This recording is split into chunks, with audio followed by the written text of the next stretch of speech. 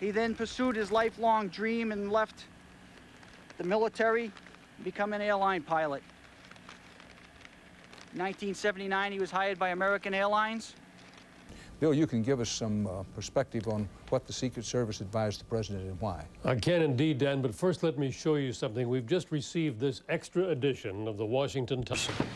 As Jane mentioned, headed down to the scene doing his job, and after he procured that video camera, he then said what we've heard described so many times, this thick mass of smoke and debris seen heading toward him. So he turned and ran and took cover under a car, and for what he said was minutes he could not see in front of him, and fortunately he found shelter under the car and then made his way out. But terrifying situation for people who thought they were safe because they had made it far enough away from the actual scene of the impact of those two planes into the World Trade Center. Seeing here on the wires now that some schools are being closed tomorrow. As we look ahead one day, the New York Archdiocese says all its schools are being closed tomorrow because of this attack. So the Catholic schools are closed. Okay, I'm told now we do have the Dateline tape, so let's go ahead and roll that.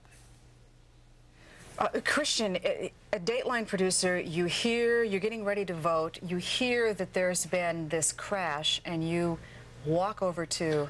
Actually, the trains were still running at that time. I thought I could walk over, and it turned out the 4 and the 5 were still running, so I took the train over to Bowling Green and began to walk up, and it was still pretty chaotic at that point. I guess the second plane had only crashed about 10 minutes ago, so there were hordes of people you know, getting away from the scene, and the police and the firemen were doing a wonderful job, and people were, you know, really trying to help out and stopping traffic and getting people away. I got hold of a video camera and began recording, you know, some of what had happened. We're looking at those images right now. Yeah. So you're looking through your viewfinder watching the tower collapse. Yeah, and you can see I'm not very far away. I mean, they see that big chunk of the building, and this cloud starts moving real fast. You know, as you're watching the building come down, it's fast, but it seems relatively far away. How many blocks are you at this I'm about 2 blocks away, and then this cloud begins to come at you. Whoa. Just go. I was standing there with a cop and a fireman. There were probably about 20 people behind us, and you know, the cops were saying, "Get back, get back," and suddenly they started to run, and I realized that was a good time to run. What was that cloud? Was ashes and debris, and was it? I don't know. It was ash. It was concrete. It was rebar. It was glass. I just turned a corner seconds before that cloud caught up with me and got blown across the street into a car. And you then, got blown across the street into a car? Oh, absolutely. And then crawled under the car because there were huge chunks of stuff falling all around us, and it was pitch black. I mean, black like I've never seen black. And, you know, you couldn't breathe. I was lucky enough to, you know, be down low and keep my mouth covered, and for probably 2-3 minutes it was pitch black, and you could begin to hear people, you know, moaning. Everyone was just in shock, and you know, miraculously I still had the camera around my neck, and I literally just sort of crawled off away from the scene, you know, and I was blessed. You know, nothing really happened to me, and there were lots of people that they needed to take care of, so I just walked uptown. What was the atmosphere like after that, in terms of what you saw on people's faces, what people were doing in that area once that building collapsed and you tried to get out of there? I mean, that was really the third strike, you know. You know, there had been a plane crash, then there had been a second crash, you know, and I was beginning to feel like they were getting it under control a little bit. As out of control as the situation was, the police and the firemen were just, you cannot emphasize what an incredible job they were doing and how brave they were. And they were moving people away, and it was beginning to, you know, it was out of control, but it was beginning to get organized a little bit. They were clearing the streets. And then that building went. I mean, it was a surprise to me. It may not have been to people who knew, but Well, it seems as there was absolutely no warning. I mean, we're having a live interview on the air when it just collapsed behind them, and we could hear the screams then. We've been listening to the coverage of WNBC TV here in New York. They have been covering what is the biggest local news story in the city of New York for several decades. It's likely, certainly in terms of what we fear and believe will be the death toll when all of this is over. There is still, it should be pointed out, a substantial smoke plume. This is from several miles away, mind you, as we look at lower Manhattan. There is still a substantial fire, and you heard one of their correspondents saying that really it is true that in some sections of New York still at this late hour nobody moves. Nobody gets in, nobody goes out. Tunnels and bridges have been closed, traffic at a standstill, and of course our thoughts and prayers are with those who are perhaps struggling for life in the New York area hospitals, and those who weren't so fortunate in this attack today, the worst in American history. As you may know, there has been much speculation, and it will continue, on who may be responsible for this. One U.S. official was quoted early today as saying at the top of the suspect list has to be Osama bin Laden. We are joined from London by Alex Standish, who is an expert on bin Laden with Jane's Intelligence Digest, an editor there. Alex, I know it's a late hour. The plane hitting the tower, we've seen the tower collapse. In this day and age, lots of people walk around this city, and every city, I guess, with video cameras, and one of them today in lower Manhattan was Dr. Mark Heath. Dr. Heath kept rolling, as we say in the news business, and this is what he saw with as little commentary from us as possible.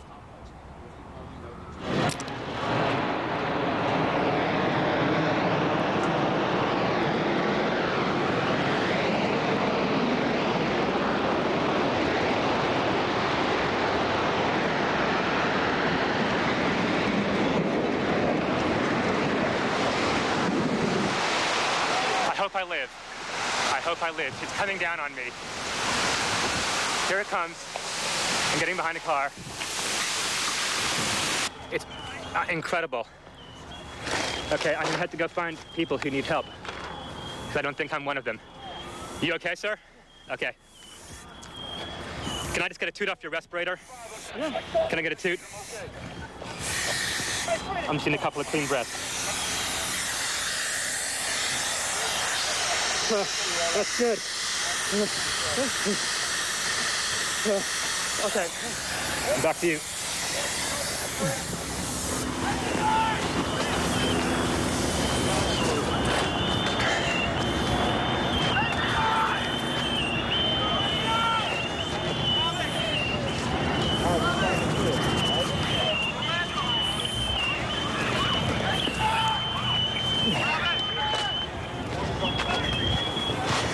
This is the car I hid behind. It saved my life.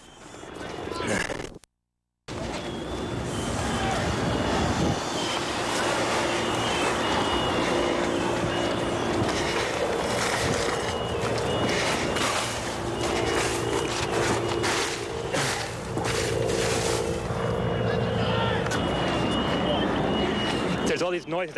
I don't know what it is. They say someone needs help. Mike, come over here! Yeah! Anybody need a doctor? Where are you? Oxygen. Don't have oxygen. Hey!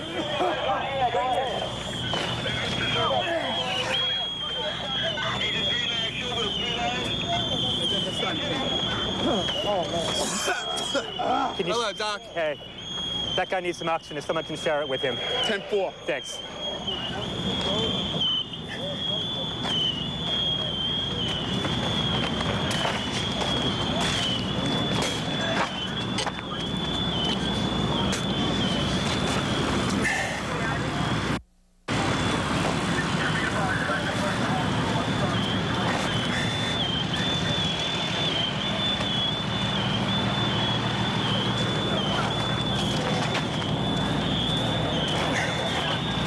Told me just to wait here at this semi-staging area. See if I can help, so that's what I'm doing. let me go any closer. No one can go in to get the people out. There's small explosions still going on.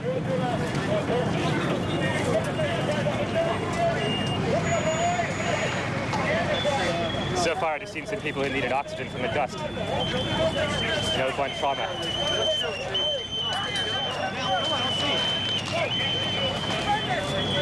Gonna go wash my eyes out.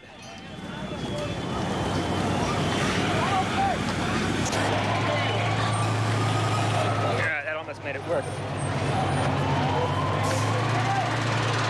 Looking north on the West Side Highway.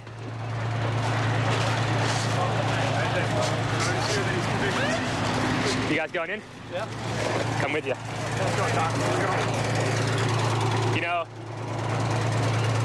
I don't want to get too much closer because the more buildings could come down, then we're not going to help anybody. All right. I think we should. Yeah. Where's the incident come out? Let's just. Yeah. Okay. Let's just wait right here. Let's just station up right here. Okay. All right, Doc. Why don't we set up? Can you hang IVs from this pole here? Okay. Okay. Go up there, buddy. We just heard another explosion. They're handing out gloves and masks. The consensus is it's too unsafe to go in there. Just gonna wait here until they bring some people out.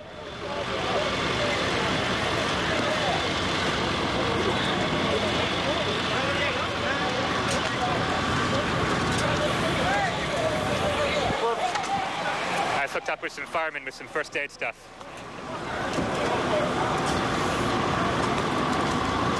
What are we gonna You know what? Anything? Why don't we just set this up as a little mobile hospital unit right here, okay?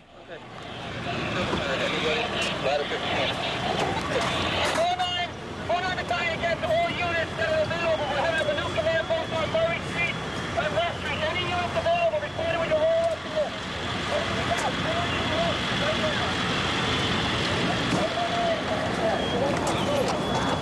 Any suggestions? Should we set up here for medical work? Think this is safe enough here?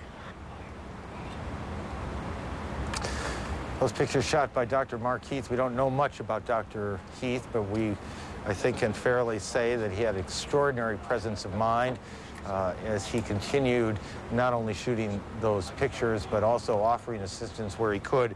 At one point, he hid behind a car, tried to get into the car to protect himself from both the debris and the smoke that was building around him. The car was locked. He tried to break in, couldn't, and then hid his face in a medical bag, his medical bag. All the while he kept shooting. A couple of things that you might have wondered about. A couple of sounds. There was a chirping sound that you heard at various points in the tape. That is the sound of the locator devices that firemen and women wear so that if they are lost in a fire, their colleagues, their brother and sister firefighters can get to them. And there was also a kind, what sounded to us at least, like a kind of whistling sound. That's the sound of respirators that the firemen, the emergency service personnel, and the rest were using and offering to people who needed it. Our colleagues at CNN-FN are reporting now that the stock exchanges, the NASDAQ, the American Stock Exchange, the New York Stock Exchange, all of course closed today, will remain closed through Wednesday. So the stock markets, the financial markets in the country, and yet again, we cannot recall anything like that ever occurring. Perhaps it has, and we don't remember it, but we don't remember it. The stock markets, all of them, stay closed through Wednesday. Air travel shut down in the United States until at least noon tomorrow, and certainly no guarantee it'll open after that. That affects, on an average, about 1.5 million people every single day, 40,000 to 50,000. Filling us in after your trip down to St. Vincent's, the grisly scene there. We heard Tim Russert on the air. I'm not drawing cause and effect here a few minutes ago, saying the president, as soon as he is able to, must return to Washington. Well, we've just been told via the White House press pool, Air Force One is heading back to Washington. The president has left that meeting in the bunker. We will probably be briefed later concerning the reasons for all of his movements, why he has done what he has done today in terms of his own personal security. But apparently, the President of the United States, having briefly diverted to a secure location on the grounds of a U.S. Air Force base in Omaha, is coming back to Washington. You heard Senator Sam Nunn on our air a few minutes ago underline the need for the President to remain constantly visible during all of this. Tim Russert said much the same thing earlier. There is every reason to believe that we will hear from the President this evening. Again, as more is known and as they can coalesce their thoughts, bring them together, it is a pressure cooker right now, one must imagine, in the Situation Room for the members of the National Security Council. Remember, they are working in a building, the White House, that has been, evacuated around them. A lot of their staff is not there. In some cases, obviously, things like public tours and non-essential personnel. In light of the events that happened today as well, the Las Vegas Convention Center, the second largest convention center in the United States, shut down following a... At the U.S. Securities and Exchange. In terms of what the President is doing, the President was... My prayers goes out to all the innocent children today are not going to have any mothers or fathers. The call. Texas, you're next. Stock Exchange has just said no trading tomorrow, correct? No trading tomorrow, indeed. There will be no trading on any U.S. markets tomorrow, and probably Europe markets will be closed as well. I mean, there were talk about it. And one of the biggest trading floors in the country, the domino effect, the fallout of having all of these systems down and in such dire straits is going to be something that we're going to be talking about for quite some time. As you might imagine, New York Mayor Rudolph Giuliani is indeed in a scramble. I believe we have some of his earlier comments today. Today is obviously one of the most difficult days in the history of the city and the country. The tragedy that we're all undergoing right now is something that we've had nightmares about, but probably thought wouldn't happen. My heart goes out to all of the innocent victims of this horrible and vicious act of terrorism, acts of terrorism. And our focus now has to be on saving as many lives as possible. We have hundreds of police officers and firefighters who are engaging in rescue efforts in Lower Manhattan. I want to thank Governor Patagi for the incredible cooperation and coordination, and including deploying the National Guard that will be available to relieve our police officers and firefighters and emergency workers in the next couple of hours. The governor and I just spoke to the President of the United States. Long-term effects, particularly the effect on consumer confidence. If you pull up a chart of consumer confidence and look at it, what you can see is that when Iraq invaded Kuwait back in January of '99, you can see right there that consumer confidence was already falling, but it took an even bigger hit when that tragedy occurred. And this is the real thing that people are worried about right now. What's going to happen to consumer confidence? Where will the consumer go when we're sitting at home watching television, doing those sorts of things instead of getting out there and shopping?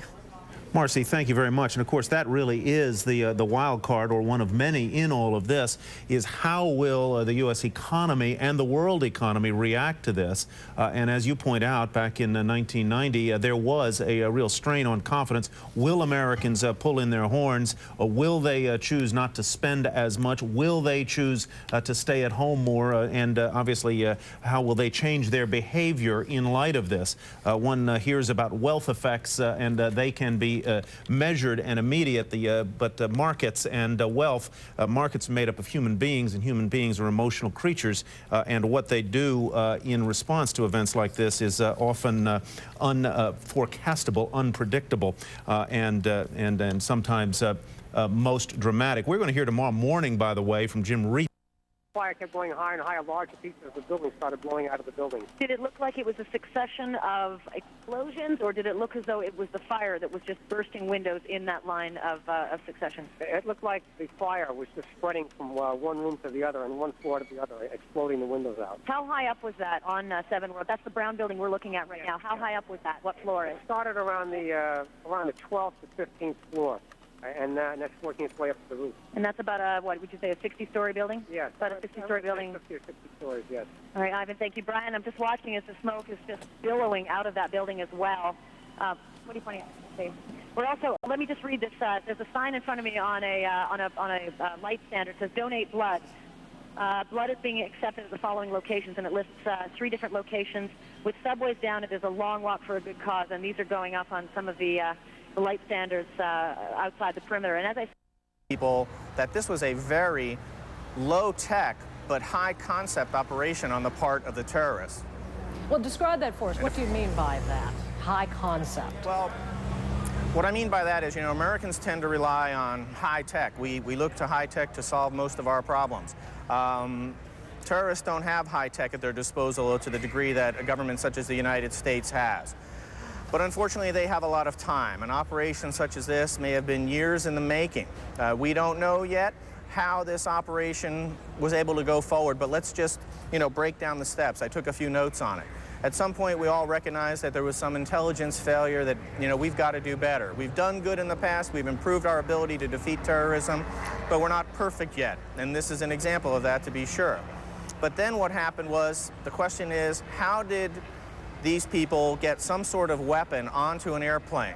You know, I'm sure the FAA and the Department of Transportation and all the airports from which these aircraft were launched this morning will be taking a really hard look at that, and I'm sure we'll see some changes in the future. Not an airplane, Mr. Beatty. I mean, 4 aircraft. That's an awful lot in different locations. Exactly.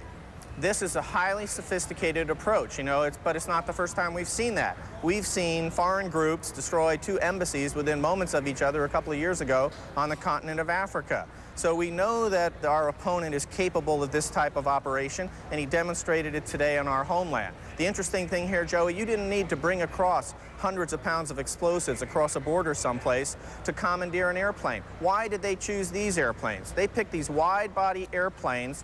The fact that the World Trade Center was prepared to sustain a hit from a 707 was not a well-kept secret. They picked airplanes that were bigger than that.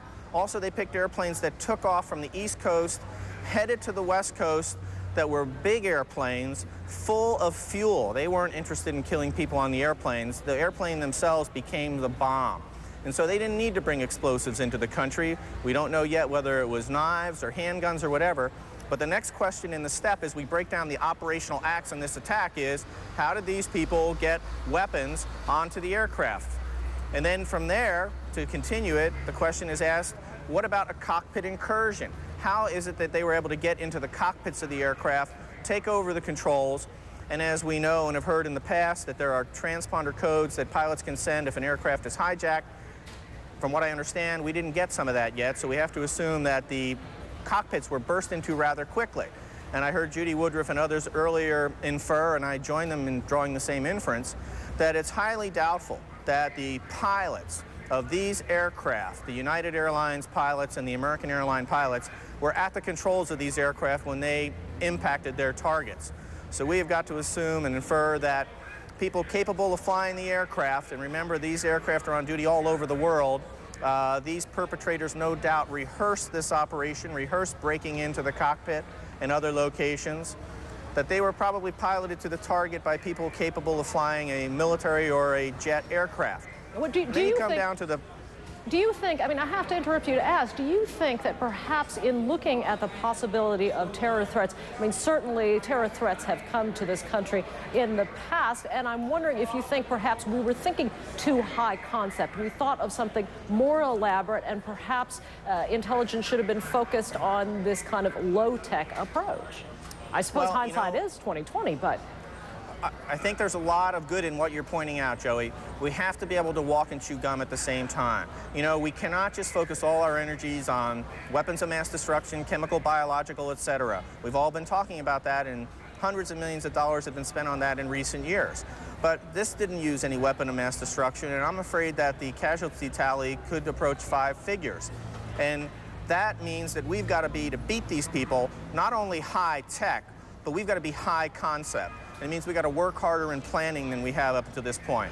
And I know that we will. And if I could say a word about the people at the World Trade Center and at the Pentagon, we've had the privilege in my company to work to support both organizations. We've trained every security officer at both locations. They knew what they were up against. They knew that they were icons, American icons, that were likely to be targeted. Excuse me, it's been an emotional day, plus it's a little hot out here. Likely to be targeted. And they did their best. But they were only one part of a system, as we've just outlined. You know, Doug Karpiloff, the Director of Life Safety and Security for the World Trade Center, is probably one of the premier security people in our country.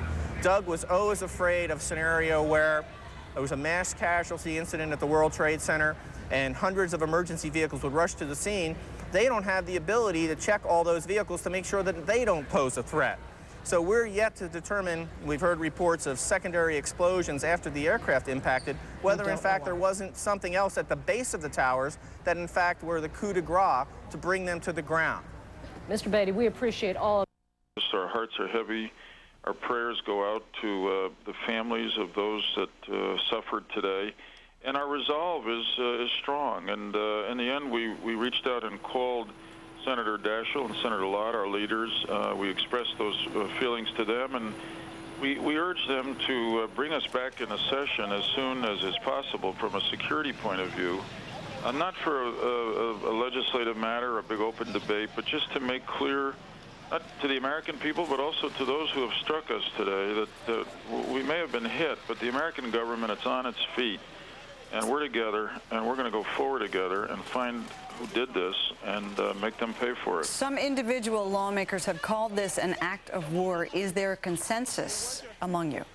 Well, we live in such a strange age that it's hard to declare an act of war when you don't know who struck you yet. But by every measurement of what we know as war, and even looking back over our history, we have never been hit like this before. You'd have to go back, I think, somebody said to me earlier, to the War of 1812 to think about attacks in Washington. And of course, sadly, the deaths that resulted today are probably greater than that. This really is another day that will live in infamy. Is there a plan for Congress to go back to some level of work tomorrow just to show that the United States government has not been shut down despite these attacks? Yes, indeed. That's the last we heard from our leaders, and we're all, very few of us left the Hill, though we left the Capitol in our office buildings. And we're ready to go back at a moment's notice whenever the security agencies tell us it's safe to do so. That's the message we want to send out to America, that you know, we're a strong nation and we're going forward. Our hearts are heavy, but we're resolved to show these enemies of America that we're here and strong. Senator Lieberman, we're here, but maybe as many as 10,000 of our fellow Americans aren't. That is a huge, huge number. Hard to imagine, really, that this happened. And it seems to cry out for action, not for investigation, and not for apprehension, and not for trial, and not for jail, but for action. Right. What action would you recommend? Well, that's the complexity of this horrible situation. Obviously, first, you know, if you compare it to Pearl Harbor, we knew who attacked, and we responded. We declared war. Here, we don't really know yet who did this, but as soon as we find out... Senator Lieberman, I apologize for interrupting you. We have news coming out of Israel. The Israeli government now speaking about these terrorist attacks. Shimon Peres at the podium explaining what's going on. Let us go there. I understand he's with us now. Mr. Peres, thank you for being with us. Yes. What is the Israeli government response to this? Who do you believe is responsible? We feel that we have to handle every source of terror to identify countries that host or supports terror or terrorism and declare them as countries of terror. I think we have to turn to all the religious leaders to denounce suicidal terrorists. Look the damage they brought and then our heart is with the United States. Each of us feels today like being an American.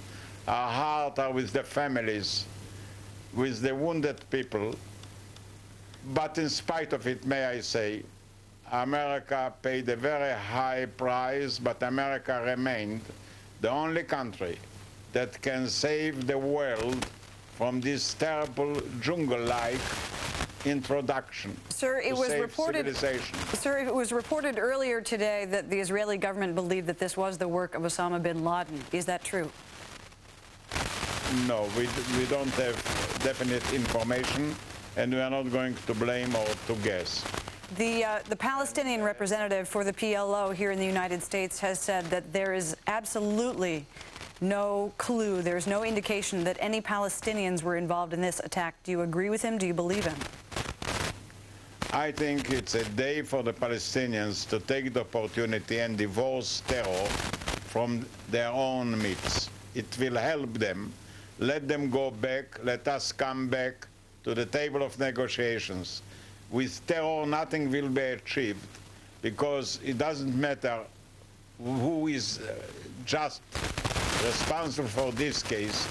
Everybody who is engaged in terror is endangering humanity, is endangering normal life. And we have to really combine forces, because until now, you know, we have had armies without enemies. Now we have dangers without an army, without a strategy.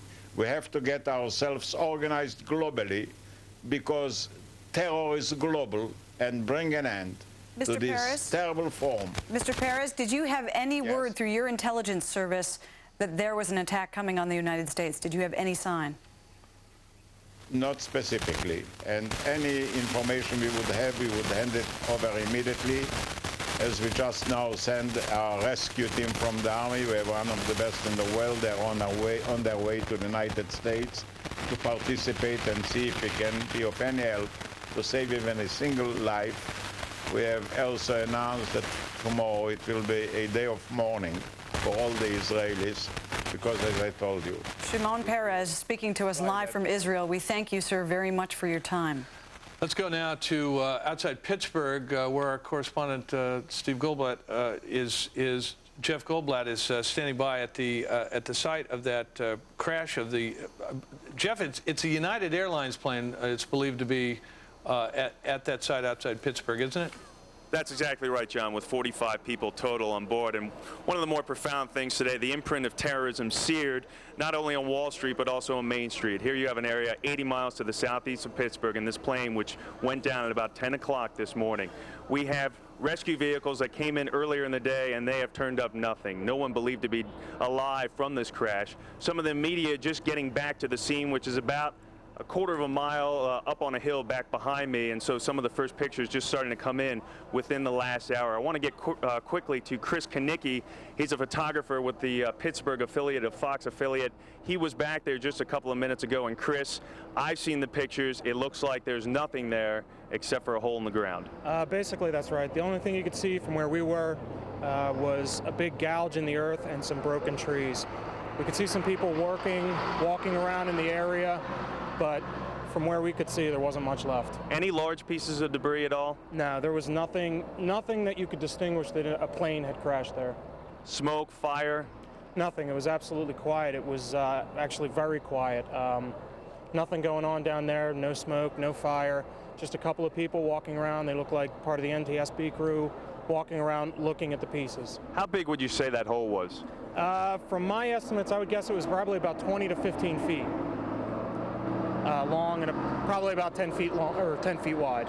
What could you see on the ground, if anything, other than dirt and ash? And you couldn't see anything. You could just see dirt, ash, and people walking around, broken trees. You're more familiar with this area than I am, being possibly more toward the northwest.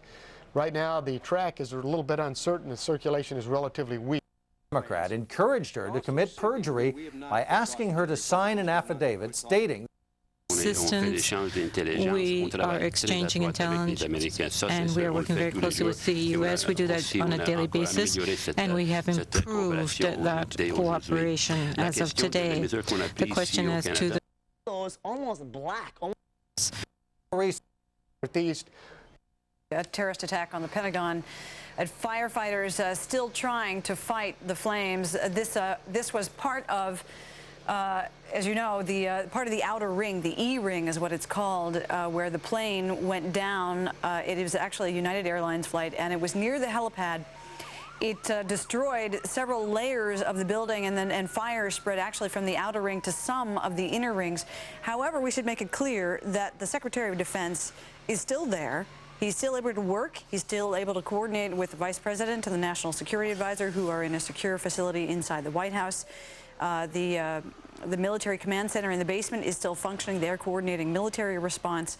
So a significant portion of the Pentagon, a symbol of military strength, has been severely damaged. However, the nucleus of the Pentagon still operates. Linda, we go from the Pentagon to New York again. World Trade Center number 7 on fire. This is the one that David Lee Miller told us a little while ago has been on fire as a result of the crashes and the collapse of the 2 towers, and is now in danger of collapse itself. It would be, the fire officials believe that if it does become so unstable that it collapses, it would collapse to the south in Manhattan, where the towers collapsed to the north, by and large, and so we're keeping an eye on World Trade Center number 7, which is down in the immediate area of the two trade towers which collapsed. All this a result, of course, of 2 commercial airliners who were hijacked and then flown into the World Trade Center towers this morning about 9 a.m. It took an hour for those trade centers to just crumble, fall apart, and collapse. And still, no really good idea of how many of the 50,000 people that work in those 2 towers managed to get out. Not quite clear, and simple logic tells you that they probably all didn't, and that there must be a very, very large number of people who died in that collapse. Linda? Back to the Washington angle of this, as we have reported, President Bush currently in the air. He's on his way back to the White House. He will join his National Security Advisor, Condoleezza Rice, and the Vice President in a secure facility at the exclusive with at these locations. There has to be communications. How up to date is all? Louisiana. Look at this picture, by the way. We've been talking about the fact that the smoke continues unabated, and the fire, and you can tell from the smoke, there is still a hot, fast-moving fire there.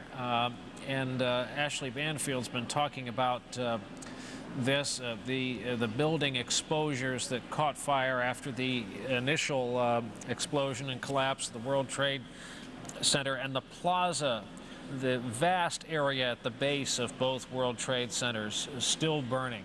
It is a vibrant area generally during the day, retailing and food establishments, and of course it is right now no man's land down there in New York. The American Express building, the financial plaza, is on the far right there, overlooking the Hudson River. We now have, from our friends at Flight Explorer, a look at 2 of the planes that came out of Boston Logan. And this, if you can stay with the graphic, the first one shows the blue is Boston to LAX, and note that flight diverts. The second one is Boston LAX. It takes a New Jersey route and then veers right on into the New York area. The second one is notable as it was taking a much more southerly route to Los Angeles, but both of them just show that if we had time to slow them down, we would see air speeds, we would see flight level, altitude, but both of these show, of course, the planes ending up where they did. Ashley Banfield is on the phone with us again from Lower Manhattan with more on what is still burning there. Ashley? Hi, Brian. I'm on the phone, but I think I might actually be able to get a picture out now. I'm standing with Sergeant Moses Cruz with the New York City Police Department, who was on the scene. Just tell me, Brian, if you've got a picture of us, because I think the picture tells a lot of the story. Sergeant Cruz. Not yet. Oh, okay, now we see you. You got it now? Okay. Sergeant Cruz, we're up on MSNBC now, so I just want to talk to you a little bit about what happened today and what time you arrived on the scene and what you saw. I arrived around between 9:40 after the second airplane hit. Around 10 o'clock, they heard the rumbling, which was a block away. I looked up and see the first tower come down.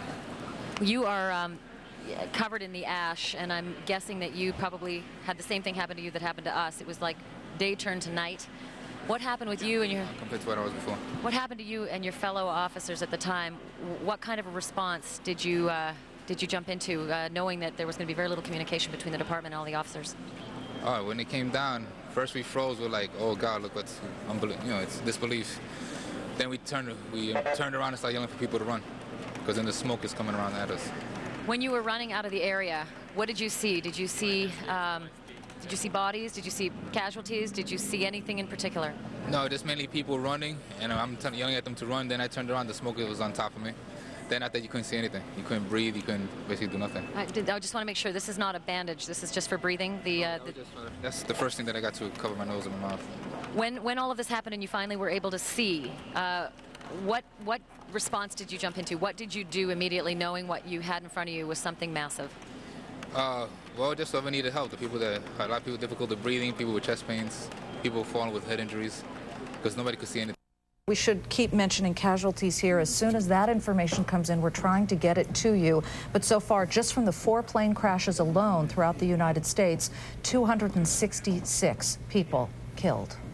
And we should say that there are still fires burning, as Bob Pisani has reported, burning in lower Manhattan. And one of the additional buildings down there, as you see the smoke and dust continuing to go up. There, a Reuters report, as you see, that one just caught me by surprise. Fed Chairman Alan Greenspan, who was in Europe and apparently was heading back to the United States this morning. His flight then reversed course as a result of the closure of U.S. airspace, basically, has gone and landed in Switzerland, and that is apparently where he is at this hour. The Fed has, of course, said that it stands ready to provide whatever liquidity is needed to ameliorate the effects of the financial dislocation that is a certain aftermath of this attack. We have continuing coverage of the attack on America. This is a CNBC special report, Attack on America. Good afternoon, everyone. This is CNBC's special coverage of the attack on America. I'm Tyler Matheson. And I'm Liz Clayman. We continue to cover what appears to be, from all points of view, the worst terrorist attack in the history of the United States. All U.S. financial markets were closed as a result of this terrible news. We are hearing that the New York Stock Exchange, the Amex, the NASDAQ will be closed through Wednesday at the earliest. These are live pictures of the southern end of Manhattan. Smoke continues to billow from there. It's a haunting and disturbing sight without those 2 skyscrapers that have served as the gateway to New York's financial district for so many years. It is no exaggeration to say that New York is forever changed. The face of New York has suffered a terrible scar, and this, the day the world changed forever.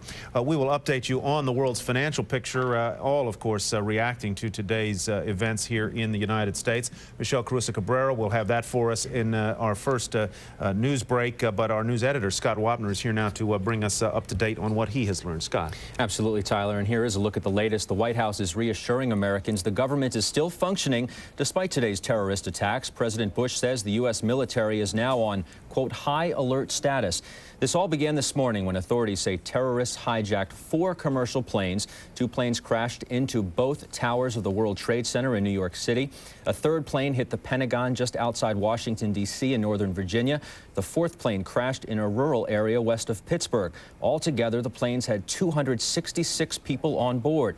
Now, the first attack came from a hijacked American Airlines flight. It crashed into the North Tower of the World Trade Center. The flight bound from Boston to Los Angeles had 92 people on board.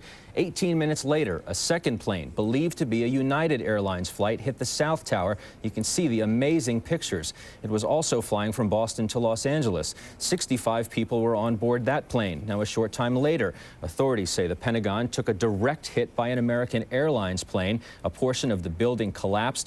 Now back in Manhattan, the South Tower of the World Trade Center collapsed while evacuations were still underway. It happened less than an hour after that building was hit. Several minutes later, the North Tower gave out. Now, officials believe the death toll from all 4 attacks will reach into the thousands. And now there's fear that several buildings in the area, including a nearby 60-story building at 7 World Trade, may collapse as well. I believe we have a graphic of the area down there. Perhaps we don't have the graphic, but it's a building. There it is. We do have the graphic. It's located adjacent to the U.S. Customs House, sort of on the western side of Jersey Street and West Street, almost at the intersection there. There is reports now that it is in danger of collapsing. I should also say that right now, at the scene around where the World Trade Centers were, there are 200 National Guardsmen on the scene, 1,500 more expected anytime soon. So that area very much in lockdown tonight, keeping people out and getting the people that were there certainly out of that area at this hour. What appears to be a very well-coordinated terrorist attack on the U.S. brought down 4 jetliners today and the Twin World Trade Towers, leaving thousands of people dead in its wake. It all started just before 9 a.m. Eastern Time when 2 hijacked jetliners crashed into the 2 towers of the World Trade Center within about 18 minutes of each other. The flights were American Airlines Flights 11 from Boston to Los Angeles and Flight 77 from Washington Dulles to L.A. Just minutes later, as we said, a 3rd plane crashed into the Pentagon, and then a 4th plane, United Airlines Flight 93, en route from Newark, New Jersey to San Francisco, crashed just outside of Pittsburgh, Pennsylvania. We start this hour's coverage with the devastation in New York. Greg Lefebvre joins us now with more. Greg? Becky, we have been a nation in mourning and a nation in shutdown. Financial institutions have shut down their offices nationwide. J.P. Morgan closed its New York facilities. Fleet Boston Financial, with 173 branches in Metro New York, they are closed. Mexico's stock market closed after taking a serious nosedive to its lowest level in a year. Today's event started with an alert from American Airlines that one of its jetliners from Boston had been hijacked, then another from Dulles.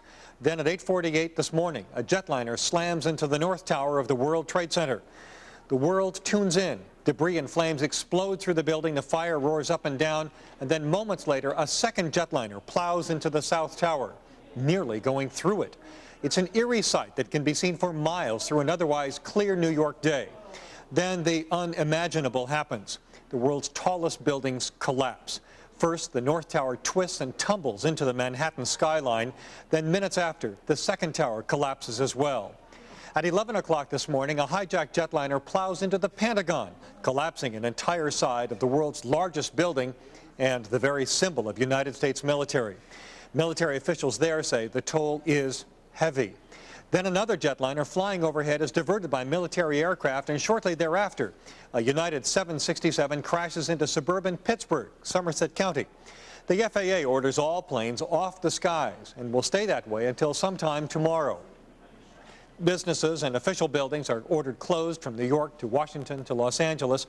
Airports are ordered closed as well as many train systems.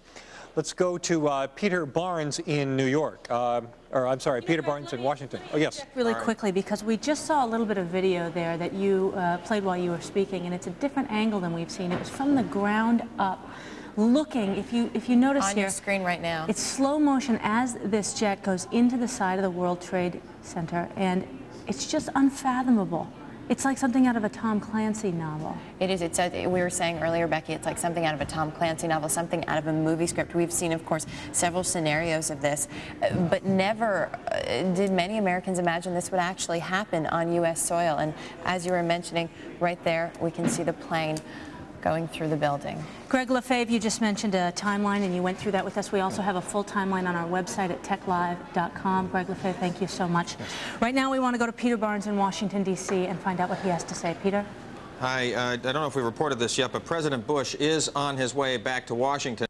Center. And for those of you outside of Manhattan, you're probably used to seeing the 2 towers and think that's the whole thing. It is a rather large complex, the 2 towers being the most prominent elements, of course, but there are several buildings. There's that we are on a heightened state of alert, that there would be, this was an absolute prediction, some major terrorist incidents on the U.S. homeland. We've just witnessed the first one today, and we're on guard right now, by the way, to make certain that these attacks don't continue later today and in the next few days. It is not clear exactly where this is going in the short term. Jane, could I answer that question first?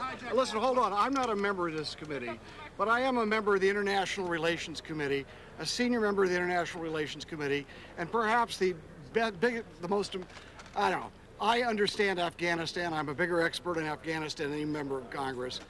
Let me just tell you, this is not just a day of infamy. This is a tragedy in that 10,000 Americans or more have died, but it's a day of disgrace. Those people, those senior executives that we've been paying in our national security apparatus to protect the American people have utterly failed. This is a catastrophic failure of American intelligence, and tens of thousands of Americans have paid the price. We need to sweep those people clean. The top executives who've been in their cushy seats.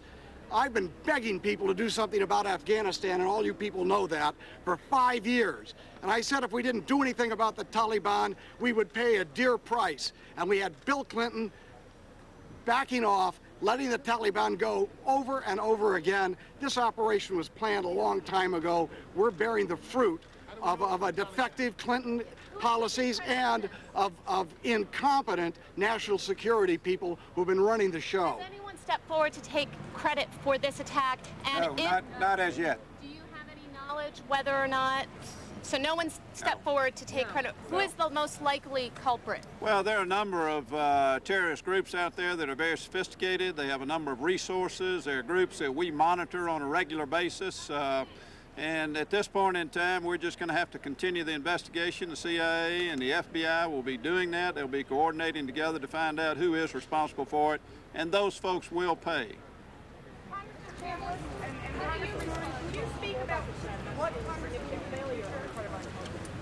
Well, that's Mr. Rohrbacher's opinion. Working within the intelligence community, we know that our CIA and our FBI have very sophisticated methods by which they track these terrorists all around the world.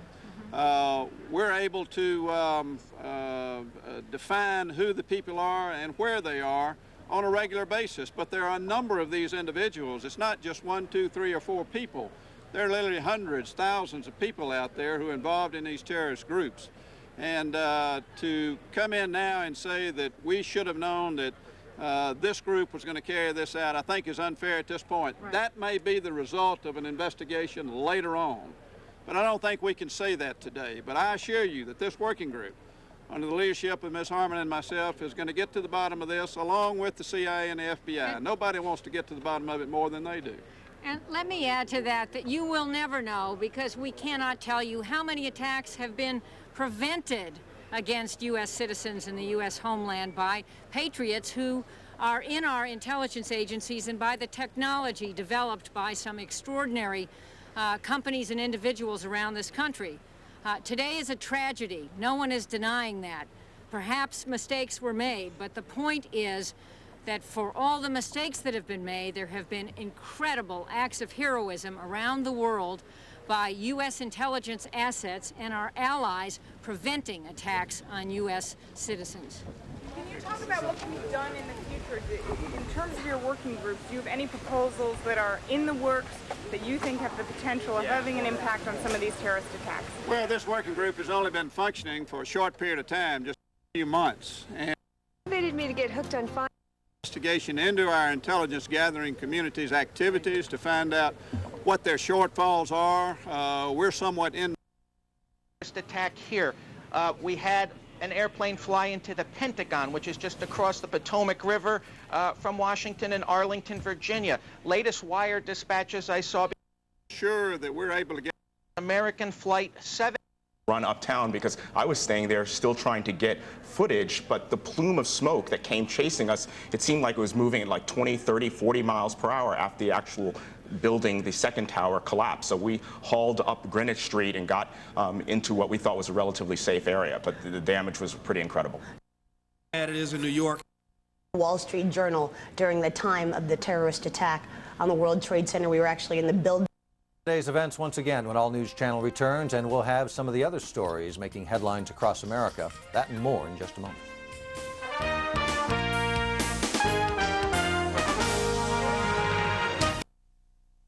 Hi, Billy Mays here.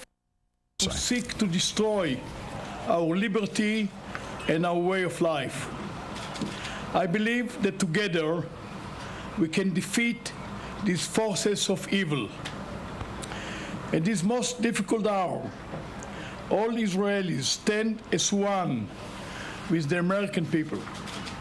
Our hearts are with you, and we are ready to provide any assistance at any time. The government of Israel has declared a day of mourning tomorrow as we bow our heads and share in the sorrow of the American people. תודה רבה לכם. Israeli Prime Minister Ariel Sharon calling for a day of national mourning in Israel tomorrow, and his disgust and horror as to what has happened in the United States today. Our correspondent in the Middle East is Neil MacDonald, who's been monitoring the reaction of Israelis today. Neil, what can you tell us?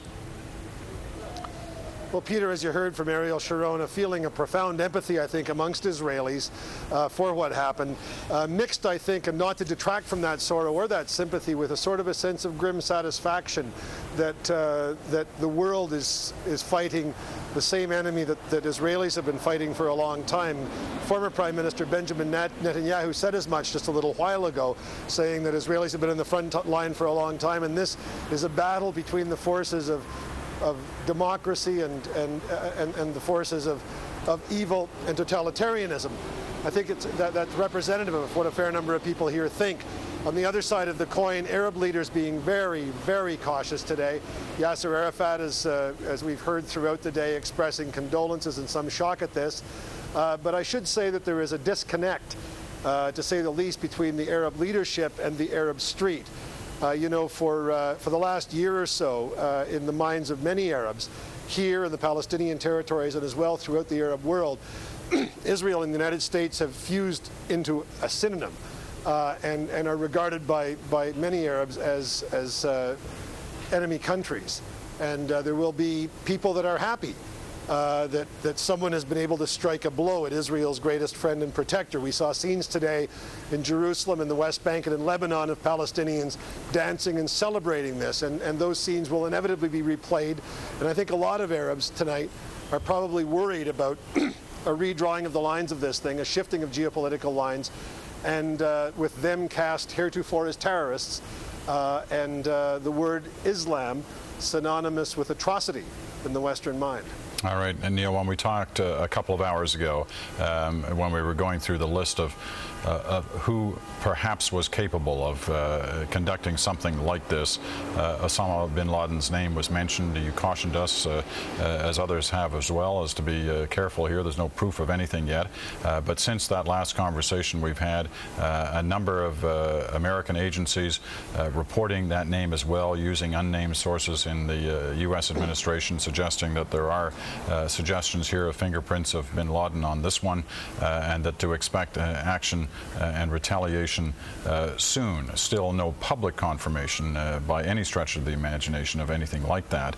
Has there been more discussion about the Osama bin Laden possibility in your part of the world in the last couple of hours? Counterterrorism experts here, Peter, and there are very well-informed counterterrorism experts, have been saying here for the last couple of hours that this bears the fingerprints of an extremely organized organization on a state level, and someone who has done this before. Israeli experts are naming bin Laden or the state of Iraq. The latter would be terribly bad news here because of Iraq's proximity to Israel, and because it would change the way people live here if Iraq had done something like this. But bin Laden and the Iraqis have been named. It's generally assumed. The defense minister here talked about the #1 enemy in the world now is Islamic terror, and the world should understand that. The foreign minister, Shimon Peres, said something the same. A general went on television tonight, an Israeli general, and called for the liquidation of Yasser Arafat. Certainly a hardening of attitudes, but it's taken for granted here that this was what Israelis call an Islamic terror attack, and that the rest of the world should now join with them and organize against that. There haven't been many suggestions as to just how that should be done, but certainly in this part of the world, movements, military movements, shifting political tensions, as I said, shifting geopolitical lines make everyone nervous. As Israel is inevitably drawn into this equation because if there was an Arab angle here, and I say if, then it will be done in the name of striking back, striking a blow for the Palestinians and the United States' alliance and protectorship of Israel. So no one quite knows how life is going to change, but I think it's probably fair to say that most people here, Arab and Jew, feel that life has changed. And as I said earlier, with the Arabs of the Middle East, doubtless hoping that it doesn't reach a situation where they are from now on seen as the terrorists and the bad guys, and that their, let's say, historic aspirations will have been wiped out in the course of one day. All right, Neil, we're going to have to leave it there because we're going to lose our satellite connection with you. We'll be talking to you later on throughout the evening. Our Neil McDonald reporting to us tonight, Israeli time, from Jerusalem. The breast cancer situation very carefully. In the laboratory, obviously to separate destinations. All of them notably were transcontinental flights, and that speaks to how much fuel they had on board. They were flying bombs in effect, two of them out of Logan Airport in Boston. Monica Novotny has been down in lower Manhattan today at St. Vincent's, a hospital we've been talking about all afternoon, where they have taken in many of the casualties from World Trade and have had to turn away and transport people wanting to do the right thing. And that today in New York is give. How do you tell them, okay, we're done, that's it, right on down. Cool down. Then when start like slowing down and walking at a slower pace and that sort of thing? Yeah, you want to slow down and let yourself know that you don't just go a mile a minute.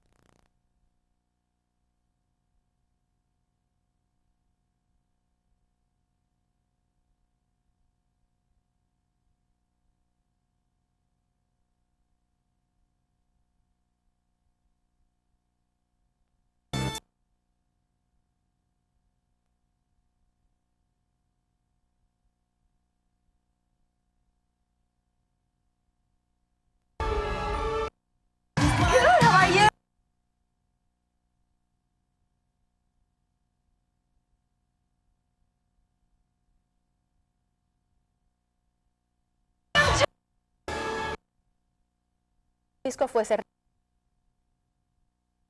Los parques de diversiones de Disney estuvieron cerrados, entre otras cosas. También los juegos de las grandes ligas de béisbol han sido cancelados. El Centro Espacial Kennedy en la Florida cerrado y la NASA también. Las instalaciones nucleares del país en estado de máxima alerta. A través del país cerraron escuelas, universidades.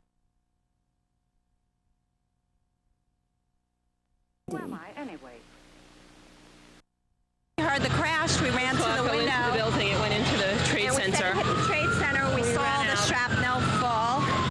Then, incredibly, at 9:03, another hijacked American Airlines flight at the right of the screen did the unthinkable. Oh, my goodness. Oh, God. Straight through the second tower.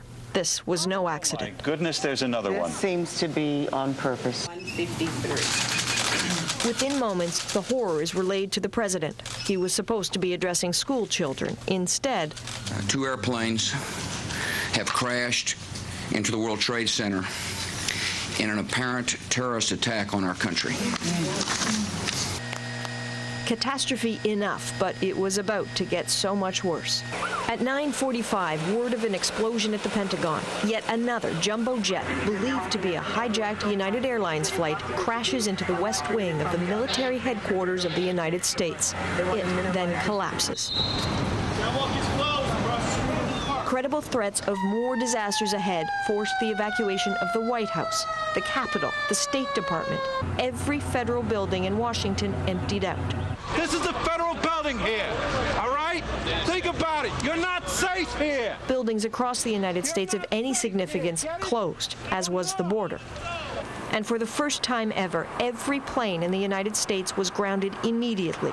Flights into the U.S. diverted to Canada, because death was clearly delivered from the skies today. Back in New York at 10 o'clock, as some of the desperate World Trade Center workers angle for air and hope of rescue, one of the twin towers simply succumbs. Oh,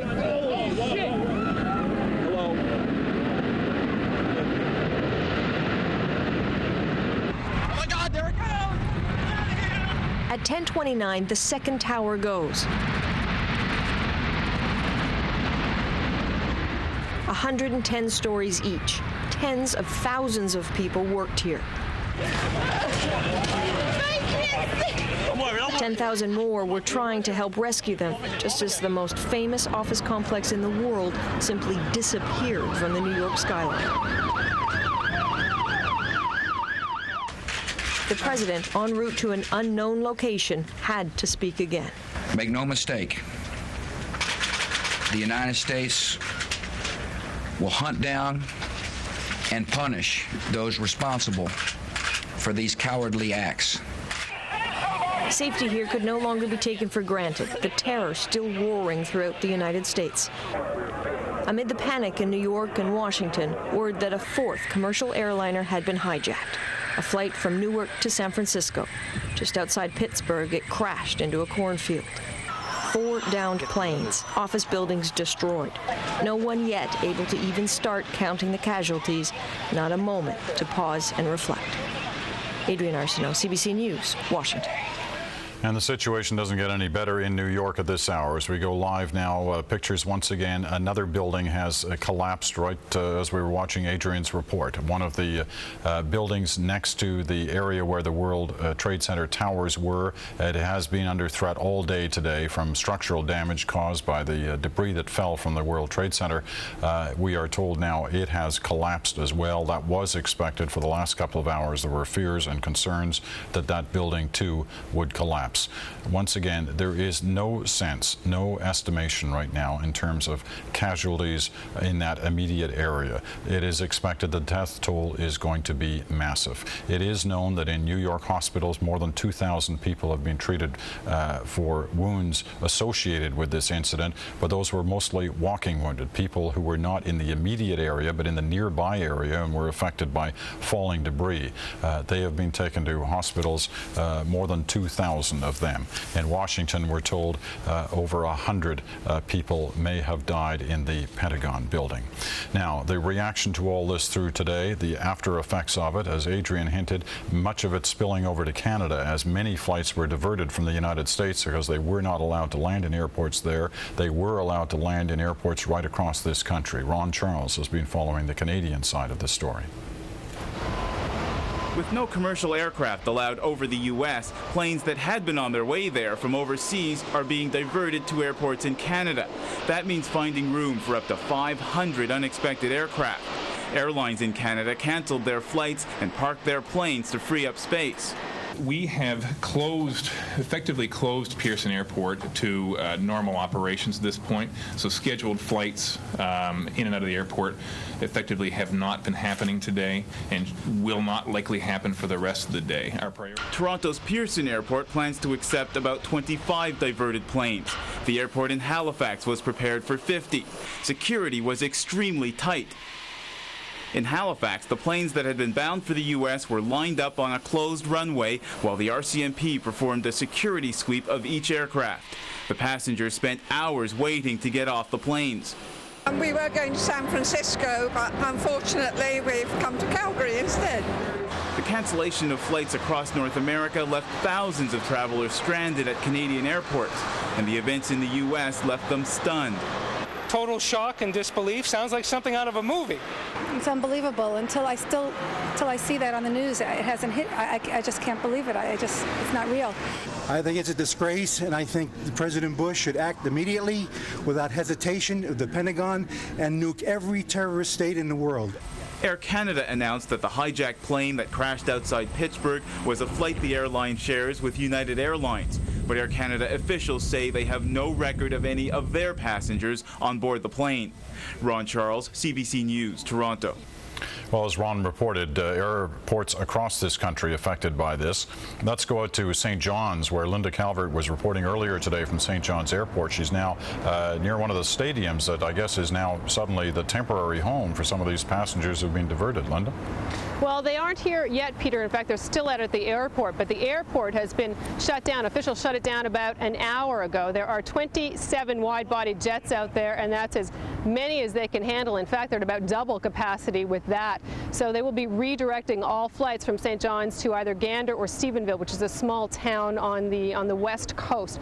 All told, provincial government officials say they're expecting between 10 to 15,000 passengers from redirected flights here in Newfoundland sometime this evening. And we were talking about the people in St. John's.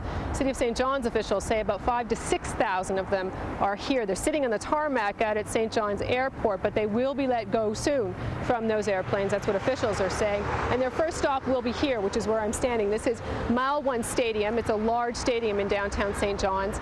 And here they're going to do some paperwork with them. They're going to feed them, and they're going to try and coordinate the accommodations. And that, Peter, could be the biggest headache that city officials face, because, as the mayor of St. John's said, there are only about 1,000 hotel rooms here. Many of them are booked. This is tourist season. And so they're asking anybody. They're asking churches, schools, the convention center, even private citizens to open up their floor space for these people to have somewhere to sleep. Well, knowing the people of St. John's and the area immediately around the Newfoundland capital, I'm sure that's not going to be a problem. It'll be at least tonight, though, where these people are going to have to find housing and a roof to cover their heads for at least one night. At least tonight, and it may even be on the planes. We're told by officials that it may take them, well, there's 27 planes out there, it may take them to at least 6 o'clock this morning to process the last people out at the airport. All right, Linda Calvert reporting from St. John's, Newfoundland for us tonight. A little further update, if we can look at those pictures from New York City once again, the live shot. That third building, we're now told, was 47 stories tall. The World Trade Center, remember, was 110, but 47 stories tall, even though it has been vulnerable all afternoon. Concern about it being expressed. We are told that there were police officers and firefighters in the immediate area, and once again, as we found out with the destruction of the Twin Towers, there are police officers and firefighters who were working in that immediate area who are missing at this hour. Incredibly tragic story that continues to unfold in that American city. Throughout this nation and throughout the world, anyone who works in a office tower, a high-rise tower of any kind, must have looked at those pictures with extreme shock and horror and tried to imagine what it must have been like. Here in Toronto, John Northcott has been talking to people who work in buildings like that today. American tourists came to see the CN Tower. Instead, they worked their cell phones to hear of the tragedy back home. I just can't believe it. It's devastating. My heart's in my throat right now. It's an amazing thing. I can now understand how Pearl Harbor felt when they were bombing that area down here. It's a definite act of treason, and I hope the president now finds out who's taking responsibility for this and nail them.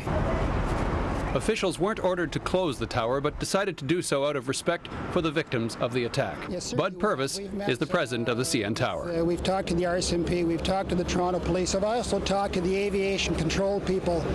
There seems to be a feeling that this is not about Canada. But still, the effect was felt. Several downtown office towers were closed, and by mid-morning, many other Torontonians left work for the day, clogging downtown streets. I was quite shocked.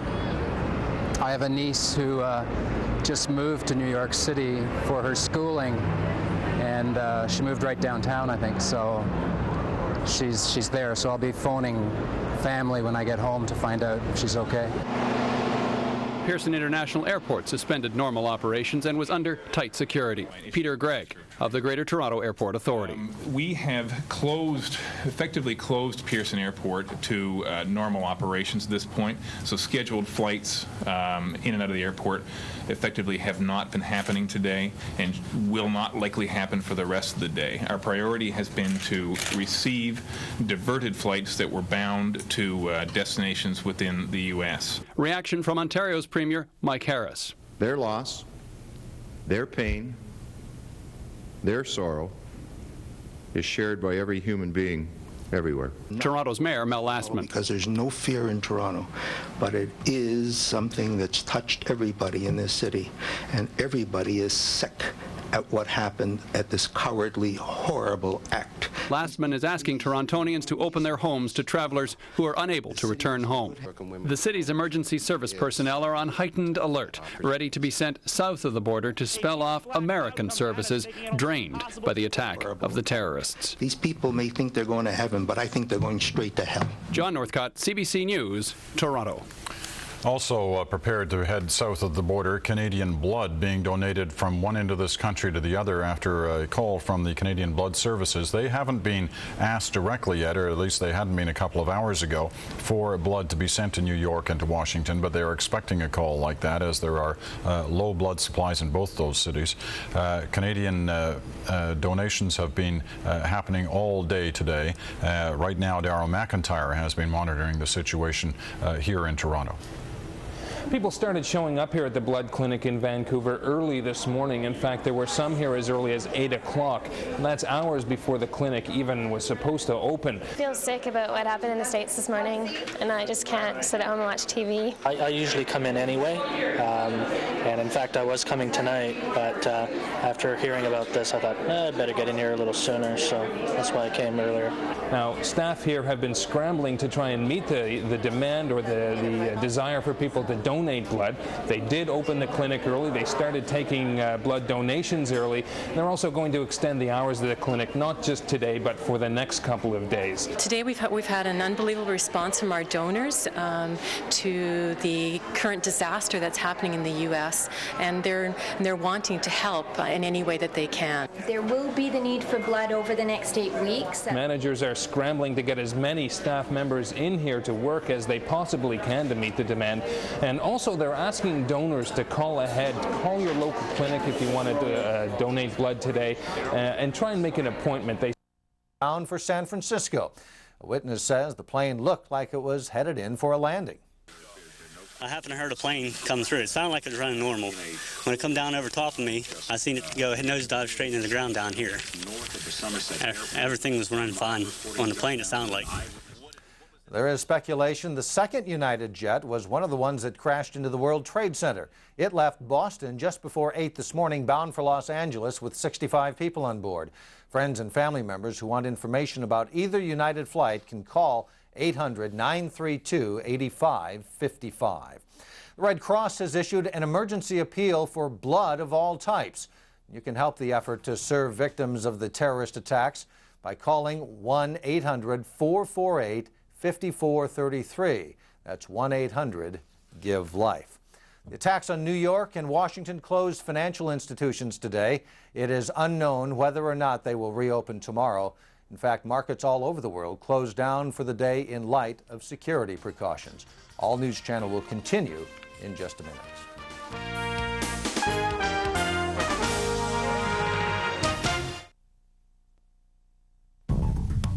I've always loved working on computers, and in the Army, that's what I do. I set up networks, I troubleshoot, I basically do things I would have never dreamed I'd been able to do before. If you never thought about the U.S. Army...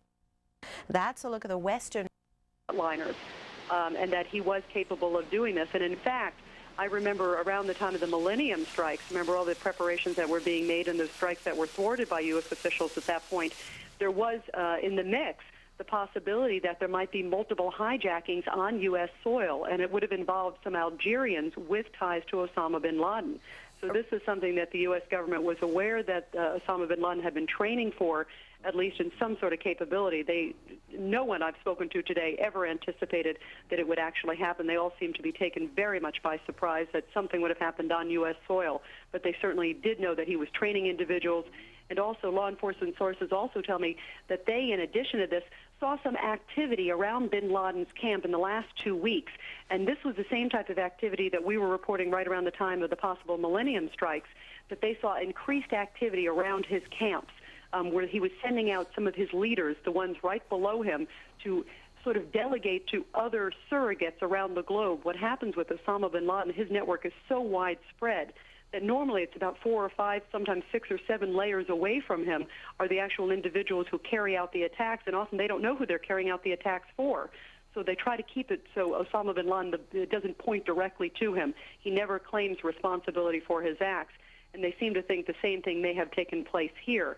But indeed, right before the Millennium attacks, they certainly saw a lot of activity around his camp. Some of his key men were being dispatched to different locations around the globe, and they said that indeed they did see at least some activity around his camps in the last week and a half, 2 weeks, and some indications. Another thing we reported earlier today, on June 20th of this year, Osama bin Laden's followers released a videotape of Osama bin Laden saying that he's going to hit them where it hurts, and he talked about hitting targets in U.S., also and in Israel. So there were some indications that he was going to go after his followers, go after his enemies, and go after them with a vengeance. But now I'm being told, John, from law enforcement sources that it is much more than just sort of the sense that he was capable of carrying out this attack, that he had obviously the financial resources, certainly the infrastructure around the globe, but that they are getting strong indicators pointing in that direction. Right now, not 100%, but getting strong indicators pointing there. Rita Cosby, if you would, stand by. We have more information coming in. We've gotten word that there's a convoy of military vehicles in Washington, D.C., passing through the section of Washington known as Georgetown, working their way west, headed towards Georgetown. No indication as to what exactly they're planning to do, but that is coming in, being confirmed. Also, President Bush is due to speak to the nation a little bit later tonight. At this moment, he is in the air, heading back to Washington from Offutt Air Force Base in Omaha, Nebraska. That is where he stopped. He touched down.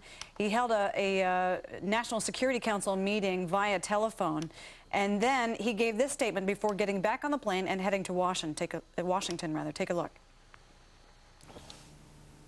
Freedom itself was attacked this morning by a faceless coward, and freedom will be defended. I want to reassure the American people that the full resources of the federal government are working to assist local authorities to save lives and to help the victims of these attacks. Make no mistake, the United States will hunt down and punish those responsible for these cowardly acts. I've been in regular contact with the Vice President, Secretary of Defense, the National Security Team, and my cabinet. We have taken all appropriate security precautions to protect the American people. Our military at home and around the world is on high alert status, and we have taken the necessary security precautions to continue the functions of your government. We have been in touch with the leaders of Congress and with world leaders to assure them that we will do whatever is necessary to protect America and Americans. I ask the American people to join me in saying a thanks for all the folks who have been fighting hard to rescue our fellow citizens, and to join me in saying a prayer for the victims and their families. The resolve of our great nation is being tested. But make no mistake, we will show the world that we will pass this test. God bless. President George W. Bush now on his way to Washington, D.C. He will address the nation a little bit later tonight. The time to be determined, but you will see it here live on the Fox News channel. Linda, the president talking about the victims. One of the victims we know by name, Barbara Olson, who appeared on this network many times. It is now being reported on the wires that she spoke to her husband, Theodore Olson, twice during the hijacking using her cell phone, and she told her husband that the hijackers were using knife-like instruments, and they further declined to describe the conversation. Barbara Olson killed today in the plane that crashed into the Pentagon. Joining me on the phone now, Colonel David Hackworth, America's most decorated living soldier. Colonel Hackworth, America evidently wants to go to war about this. How do we do that? Well, you know, having lived through Pearl Harbor and remembering that terrible day, and the end result of that is how it galvanized the nation. And I suspect that all Americans will come and stand tall, and we'll finally get the national security apparatus, that's the generals, the admirals, the president, and all of the people that are responsible for the security of this country, to get their heads out of a very dark place and start waking up. I have for 10 years, John, even on your show we talked about, said the threat is terrorism. In the meantime, we build defense shields to stop missiles and buy more bombs and more aircraft, but not address the problem. While the FBI goes almost barefooted, who are the mainline defenders in this thing, while our intelligence community doesn't get the kind of money and the funding and the backup that they need to do the job to stop terrorism, we're preparing again for a 20th century war in the 21st century. Colonel Hackworth, are you saying that we should be... hold on, Colonel Hackworth. Hillary Clinton is speaking now. Let's listen to the senator from New York. I can't wait. All right, hang on a second, Hillary and I are Colonel. here today to express our solidarity with the people in New York and America. First, we completely are appalled, shaken, but also resolute as a result of this awful action. This is Pearl Harbor, 21st century, and it's an unknown enemy, although they will be known, attacking civilians. First, to the families of those who may have losses, and so many calls we received today from people who couldn't find loved ones, didn't know where they were. We feel your pain. I know for an hour I couldn't find my daughter, whose high school is in the shadow of the World Trade Center. And praise God, I was able to find her, and she and my wife, who works downtown in New York, and my other daughter are safe. So our first feeling is for the families and the suffering and the pain that goes on in New York and throughout the country. I spoke on behalf of us to the President this afternoon. He wished me to convey to New Yorkers that he will do everything possible to help the rescue and the recovery, and what needs to be done in future years and months, because this loss is just a terrible loss that will not go away soon. He also expressed a second point, which we share, and that is that those who did this must be brought to justice. For too long, the world has just shrugged its shoulders at terrorism. But we now know that none of us as Americans can avoid that terrorism unless we take strong action against it.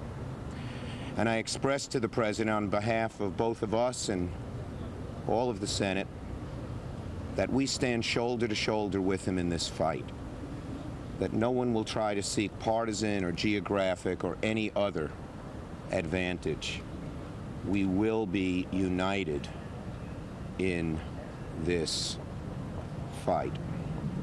And we will do everything we can. We cannot have a month-long or a year-long fight against terrorism. We have to have a permanent fight against terrorism, because this is the new form of warfare. And so, the few things we ask people: first, for prayers. Second, anyone in America who can, through their local authorities, give blood. We are desperately short of blood. We need doctors who can contact the authorities if they live within a days of New York. We are short of doctors. And of course, FEMA and the urban rescue teams, as many as our nation has, are being sent immediately. America can never turn back from this point. And we are in a new era where we realize the world is an interconnected but sometimes very nasty place. We have to be prepared for it. And so, two things. One, love and caring for those who accepted loss, and help for those who need some path to recovery. And second, resoluteness, that we will never let this happen again, and do everything we can, and some of the steps won't be easy, to make sure it doesn't happen again. Well, Chuck and I wish we could be in New York, but that's not possible. And we've been in constant communication with the authorities, with the White House, the governor's office, the mayor's office, with the emergency officials. And I think that it's clear to everyone this was an attack on America. It may have been directed at New York, but it really is attacking everything we stand for in every part of our country. And I'm very proud of the way New Yorkers responded. The behavior of the people on the ground, the emergency resources, our police and firefighters have just been extraordinary, and many of them were put in harm's way because they were doing their job. Our medical facilities, all the hospitals in the immediate area, are overwhelmed. We are moving non-critical patients out of hospitals in the city, out to Long Island, even Westchester, in order to make room for those who have been injured. We do need more blood. We need doctors and nurses and other medical professionals who would be able to support those who are working so tirelessly. We appreciate the federal resources, certainly the search and rescue teams, the National Guard, FEMA. We've been assured we will have everything we need to conduct the various phases of the reaction. First, of course, is to find any who might have survived. Second is to find every body of anyone who has not, to do the hard work of sifting for evidence, and then for the task of rebuilding. This will be a monumental undertaking. This was a nerve center of communications, of infrastructure that affects not just our nation, but the entire world in terms of the access to and transfer of information. We're also deeply concerned about the attack on the Pentagon. We just had a conference call with our Senate leadership, bipartisan, Senators Daschle and Reid and Lott and Nichols. We also heard from Senator Warner. He and Senator Levin are at the Pentagon, where they have gone to do everything they can to support what needs to be done, and they were certainly very confident that our military forces are as alert and ready as they need to be. So there is an enormous amount of very good, solid work being done in New York, in Washington, throughout the country. I would just reiterate, there is absolutely no need for anyone anywhere to panic. This has been carried out in an orderly and effective manner. But we have a lot of work ahead of us, and that work includes the identifying of those who are responsible for this cowardly and evil act and holding them accountable wherever they might be, however long it would take. Do authorities have any idea who is responsible for these attacks? I think they do, and they're not prepared to say yet, but I have spoken to both FBI and CIA today, and they are certainly not clueless. We step away from Senators Schumer and Clinton to give you some new information. We are expecting a number of briefings very shortly.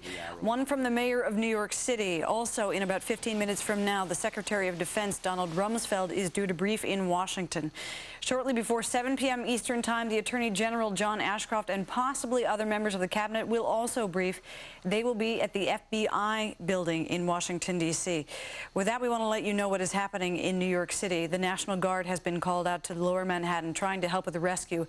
It appears that hundreds of police and firefighters are missing from the ranks of those who were sent in to respond to the first crash. We go now to correspondent David Lee Miller, who is near one of the buildings that has just collapsed. David? Linda, we're on Church Street, and this really is ground zero, only a few blocks away from what was once the World Trade Center. The attack began a little over 9 hours ago, and just a few minutes ago, we saw further proof of its devastation. We have some incredible videotape that we should be taking a look at right now. This is number 7 World Trade Center, and as you can see, this building that authorities feared throughout the day might collapse did so just a few minutes ago. It fell in the opposite direction of the World Trade Center. It fell in a southerly direction, and when it did, a huge plume of black smoke went up.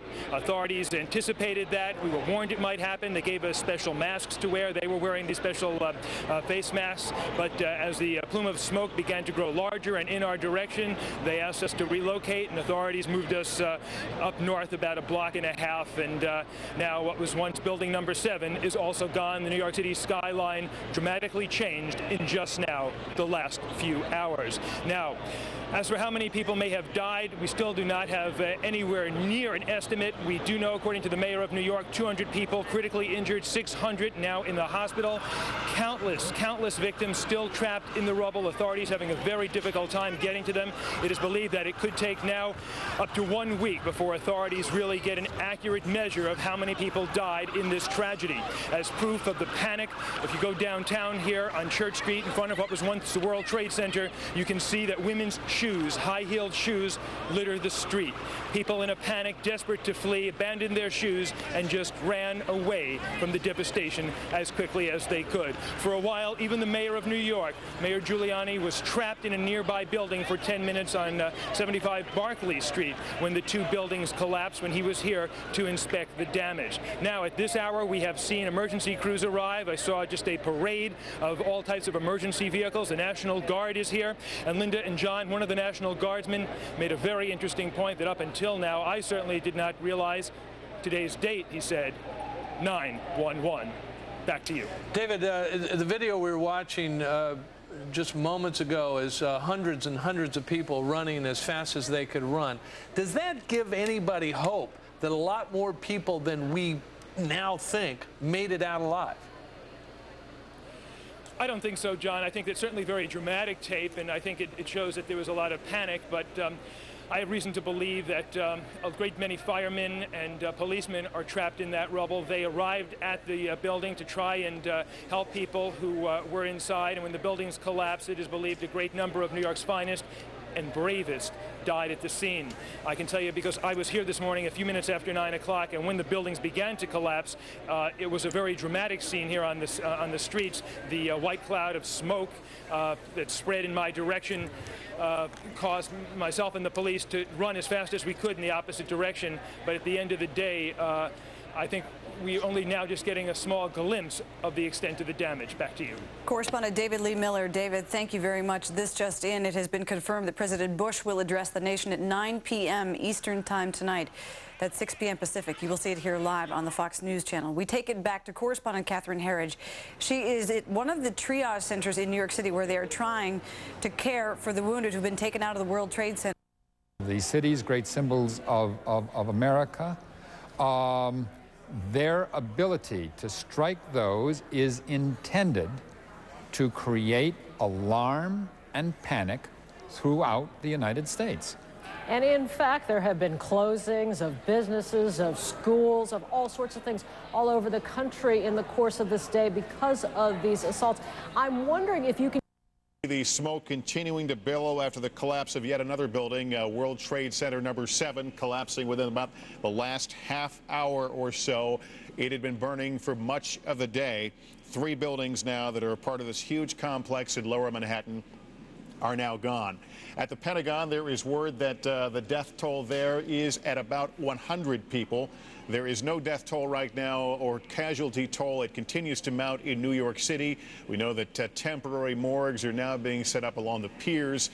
Just west of Midtown Manhattan right now, they have identified covered piers that they will use to begin transporting bodies as they can get to them. You can imagine this is going to be a very grim and very difficult task over the coming days. I'm sorry, where do you want me to go now? Leonard Cole is joining us now. Leonard is a terrorism expert with Rutgers University. Dr. Cole, thanks for being with us. We appreciate it. We have suffered an attack that most Americans can't imagine.